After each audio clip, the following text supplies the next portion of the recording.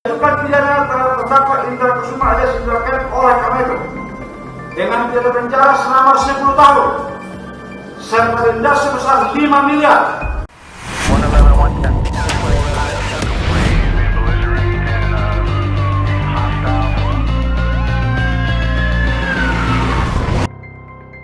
Selain kasus TPPU-nya tak terbukti, terdakwa kasus Quotes, Doni Salmanan, dibebaskan dari ganti rugi.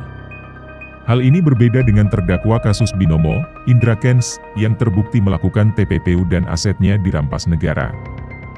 Sebagaimana diketahui, Indra Kents divonis 10 tahun penjara. Indra Kents dinyatakan bersalah melakukan tindak pidana pencucian uang, TPPU, serta menyebarkan berita bohong dan penyesatan. Mengadili, menyatakan terdakwa Indra Kusuma, terbukti secara sah dan meyakinkan bersalah melakukan tindak pidana menyebarkan berita bohong dan menyesatkan yang mengakibatkan kerugian konsumen dan transaksi elektronik dan pencucian uang, ujar Hakim Ketua Rahman Raja Guguk di PN Tangerang, Senin, 14 November 2022.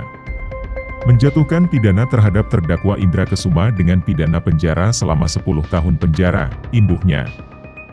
Indra Kents juga divonis membayar denda sebesar 5 miliar rupiah yang bila tidak dibayar diganti dengan pidana penjara selama 10 bulan. Menjatuhkan pidana tambahan berupa denda sebesar 5 miliar rupiah, bila mana tidak dibayar diganti dengan pidana kurungan selama 10 bulan, kata Hakim. Menjatuhkan pidana terhadap terdakwa Indra Kusuma alias Indra Kents oleh karena itu dengan pidana penjara selama 10 tahun serta denda sebesar 5 miliar dengan ketentuan apabila denda tersebut tidak dibayar, diganti dengan pidana kurungan selama 10 bulan.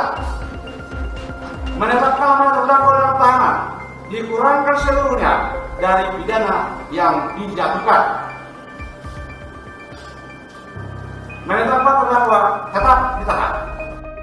Indra Kents dinyatakan terbukti bersalah melanggar pasal 45 ayat 1, Jo pasal 28 ayat 1, Undang-Undang Nomor 19 Tahun 2016 tentang perubahan atas Undang-Undang Nomor 11 Tahun 2008 tentang Informasi dan Transaksi Elektronik serta Pasal 3 Undang-Undang Republik Indonesia Nomor 8 Tahun 2010 tentang Pencegahan dan Pemberantasan Tindak Pidana Pencucian Uang. Majelis Hakim juga mengesampingkan nota pembelaan atau pleidoy yang disampaikan Indra Kents. Diketahui putusan ini lebih ringan dari tuntutan Jaksa Penuntut Umum, JPU, yang sebelumnya menuntut Indra Kents dengan hukuman 15 tahun penjara. Selain dituntut hukuman penjara, Indra Kents dituntut membayar denda 10 miliar rupiah.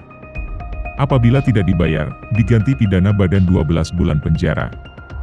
Majelis Hakim juga menyatakan barang bukti hasil tindak pidana dalam kasus Binomo dirampas untuk negara.